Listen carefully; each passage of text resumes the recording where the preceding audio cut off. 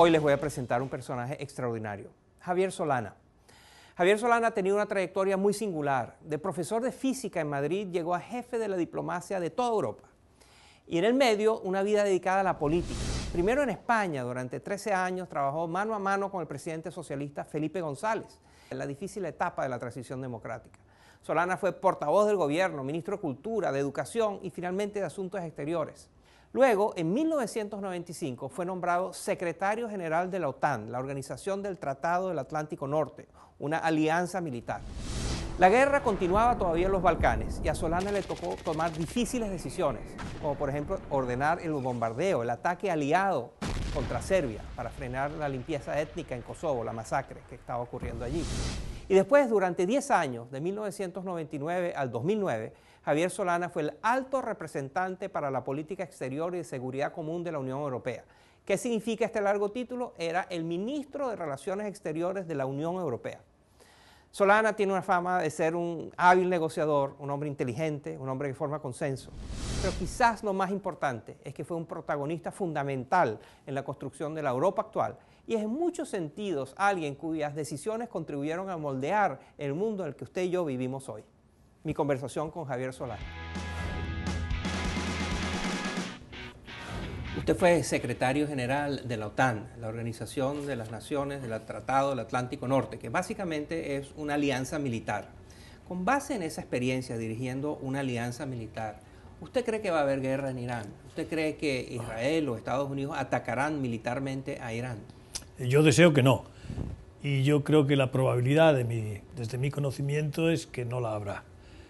Yo creo que todavía hay un espacio para la negociación, pero que es un espacio complejo, muy difícil y no muy largo. Y como usted sabe, el temor ante la dificultad de disuadir a Irán de utilizar armas nucleares se debe a sus reiteradas manifestaciones del presidente Ahmadinejad y otros de borrar el mapa al Estado de Israel. Pues yo creo que lo que tenemos que saber con certeza es lo que es Irán.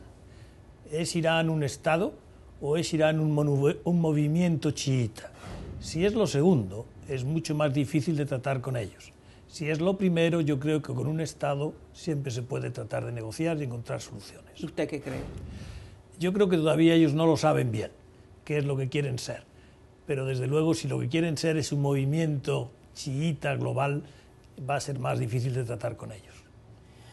Otra de sus experiencias como ministro de Relaciones Exteriores en España y después como secretario general de la OTAN fue en Bosnia, en toda la tragedia de los Balcanes, que también tiene relevancia para ahora en vista de la tragedia en Siria, lo que está sucediendo en Siria, donde los gobiernos del mundo han estado muy inhibidos de intervenir.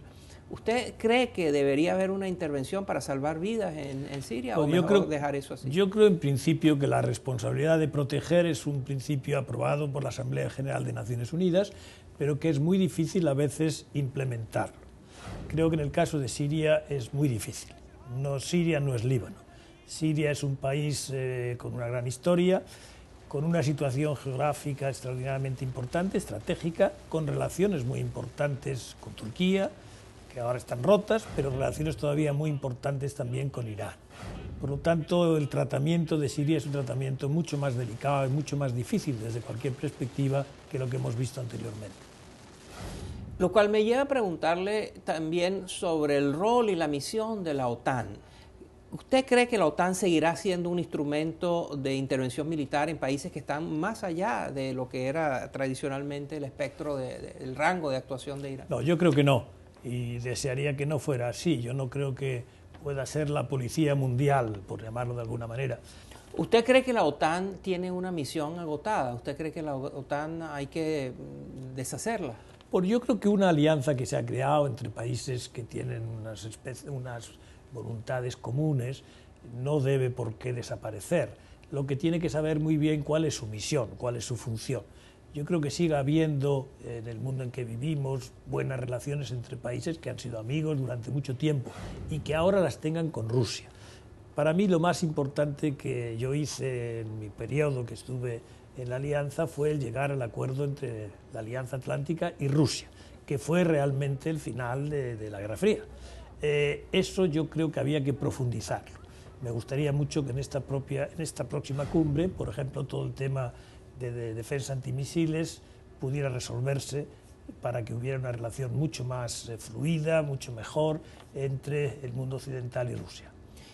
Usted en ese proceso conoció al actual presidente Putin. ¿Usted cree que Putin es un demócrata? Yo creo que Putin no es como tú o como yo. ¿Eso qué quiere decir? Que no son demócratas como tú o como yo. ¿Son demócratas en qué sentido? Bueno, que yo creo que él no cree en algunas cosas que nosotros creemos. Por ejemplo, yo creo que en Rusia falta lo que para mí es esencial de la democracia, que es el respeto de la ley. Le quiero ahora preguntar por Europa. Usted es un europeanista, usted estuvo presente en la creación de esta nueva Europa, usted ha luchado y se ha dedicado años de su vida por construir este proyecto europeo. ¿Cómo lo está viendo ahora? Bueno, yo lo veo con la clarividencia que te da el ver la crisis económica. Cómo está repercutiendo la crisis económica en Europa es algo que yo no me esperaba, porque no me esperaba que hubiera una crisis económica con una Europa que no hubiera terminado de construir su equilibrio arquitectónico, su equilibrio de gobernanza sobre todos los temas financieros. Desgraciadamente así ha sido, y hemos tenido que tratar con una crisis con instrumentos muy débiles. Y veremos cómo salimos de ella. Yo creo que saldremos bien y que seremos capaces, al salir, construir toda la nueva gobernanza necesaria para que, si alguna vez vuelve una crisis de esta naturaleza, el sistema de gobierno de la parte financiera de la Unión Europea sea lo sólido que debía haber sido hace ya 5 años. Además de ser el secretario general de la OTAN y de ministro de Relaciones Exteriores de España y muchas otras cosas, usted también fue un político en España. Ese político español, ¿cómo está viendo esa profunda crisis de España, donde hay más de 20% de desempleados, donde los jóvenes, más de la mitad de los jóvenes no tienen trabajo, donde están pasando realmente circunstancias... Pues, hombre, yo lo veo con gran tristeza. Yo creo que no hemos sido capaces de conocer bien cuáles eran los pasos que venían cuando se aproximaba la crisis, y quizá no reaccionó España con la energía y con la determinación que debió haber reaccionado al principio de la crisis. Se está tratando de hacer en este momento, que es más difícil. En este momento, cuando hay menos crecimiento global, no solamente en Europa, sino en el mundo, todas las reformas, todas las modificaciones, todas las adaptaciones son más complejas. Pero bueno, esperemos que salgamos de esta situación y que salgamos con la potencia y con la fuerza que yo creo que un país como España debe tener en el concierto internacional.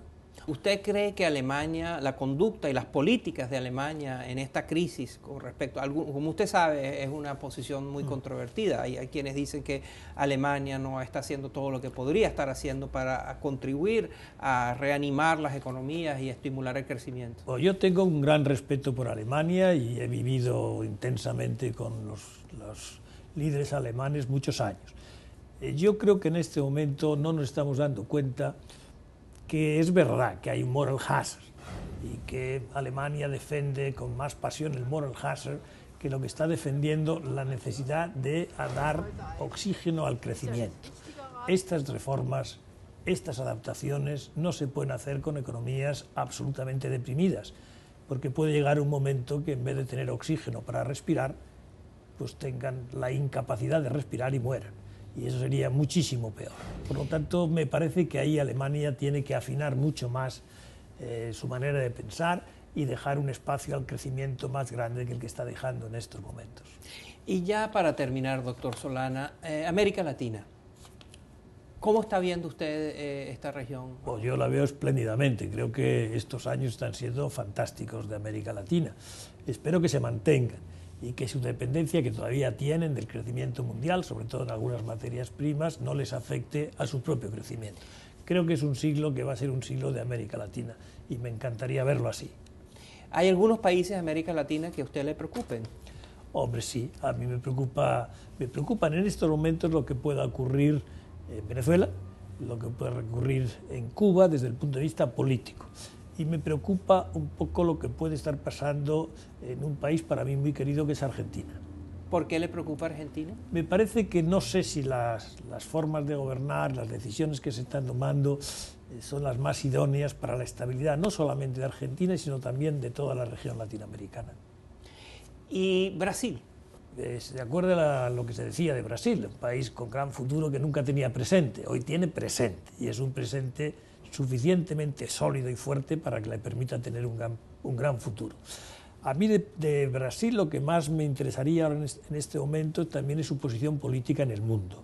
No solamente en Latinoamérica, sino en el mundo. Es un país importante y es un país que tiene que asumir responsabilidades que van más allá de la responsabilidad nacional. Una visión optimista sobre América Latina es Javier Solana. Javier Solana es sin duda uno de los constructores del mundo que tenemos hoy en día, especialmente de Europa. Muchas gracias. Muchas gracias. Si quiere ver más de esta entrevista, por favor visite nuestra página web, efectonaim.com. Después de la pausa, goles inolvidables. ¿Por qué inolvidables? No se vaya, ya verá por qué.